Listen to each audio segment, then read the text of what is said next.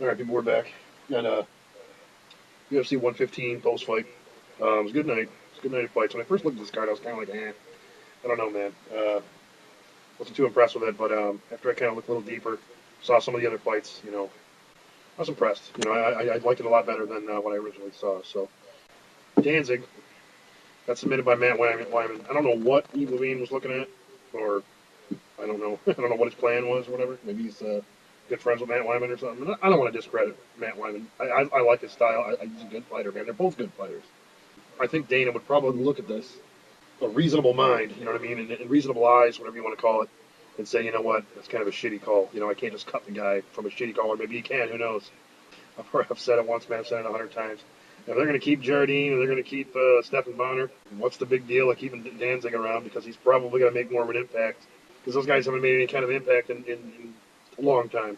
So anyway, moving on. Evan Dunham versus Tyson Griffin.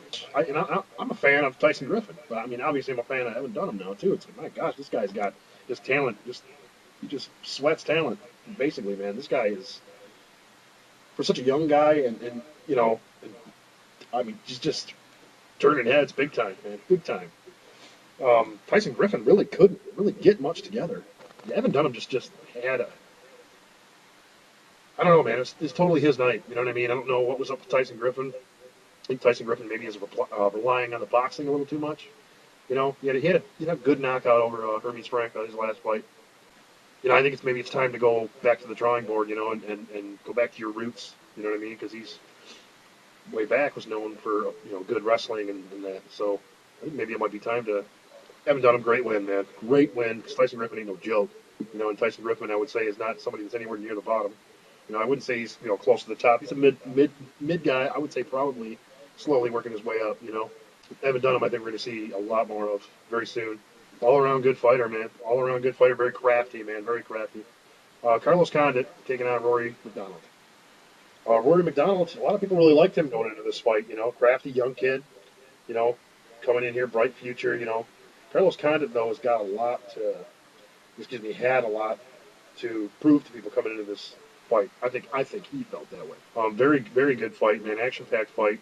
Carlos got a lot of boxing on him. Kind of beat him up a little bit here and there.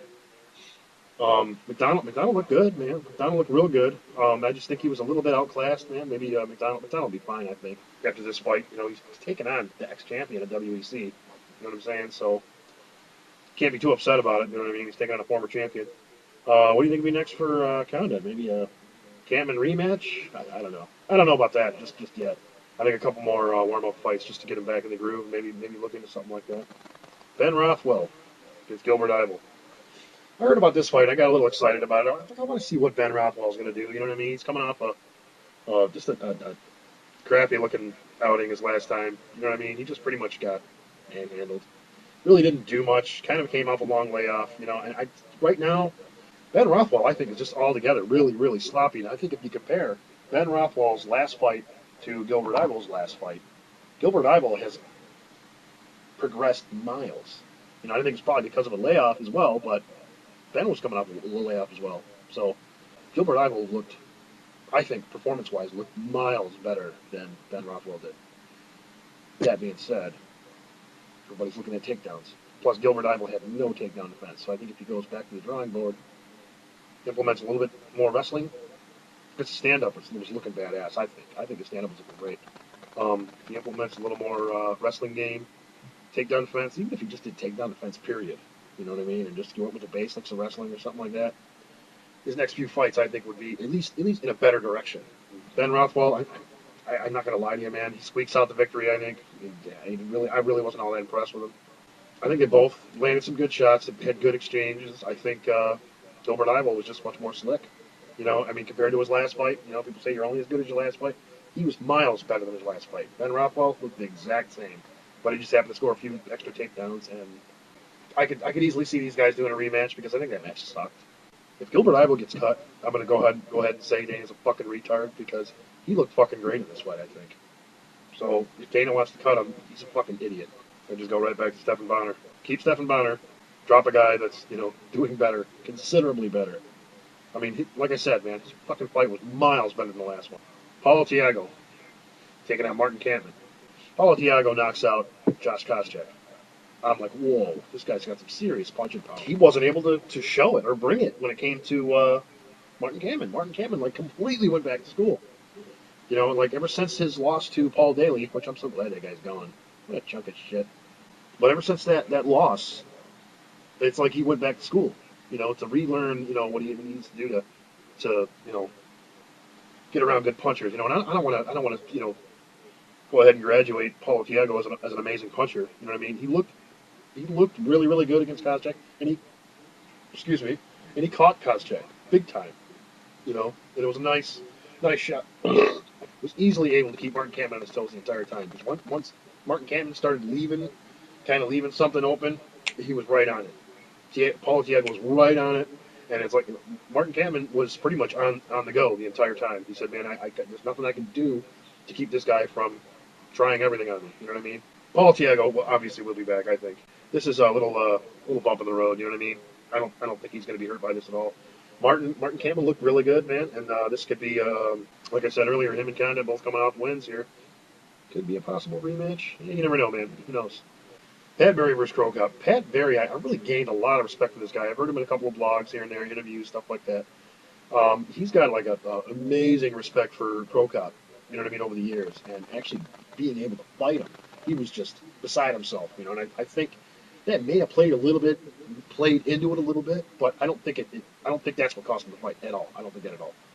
And you know, Pat Barry really started taking to him nicely first round. Crow Cop obviously did some good homework, did some really good training. I think I wouldn't say Crow Cop's back yet.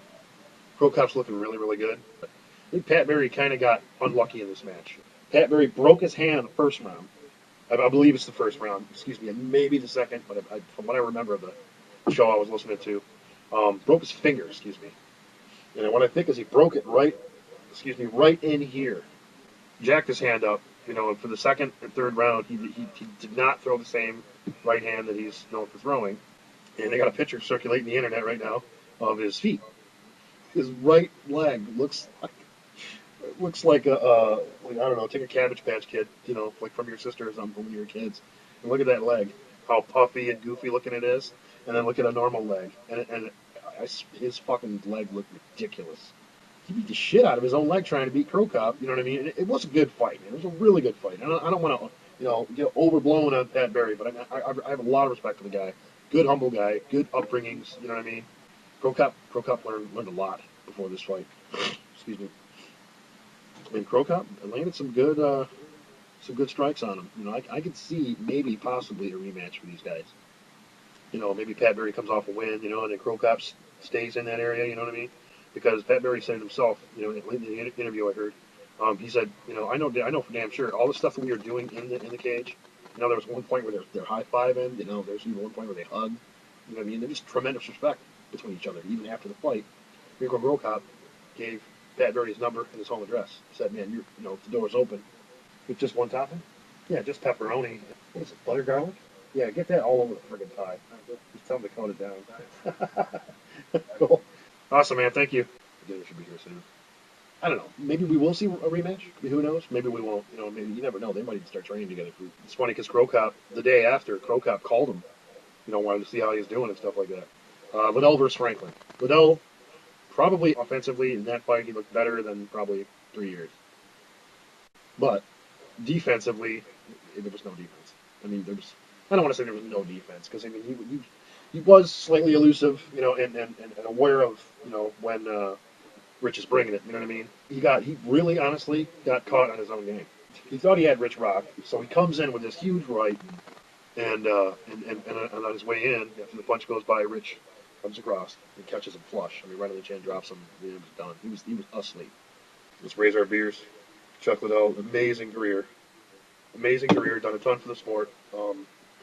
Awesome fighter, and I mean, he was probably the most explosive fighter in his prime in UFC. Probably the most explosive fighter we've seen today. He certainly paved a sweet road. You know what I mean? A sweet road for some people to fill the shoes. Appreciate you guys subbing and everything. I think we're up to about close to 160, 170, somewhere in there. So I'll see you guys soon, man. Later.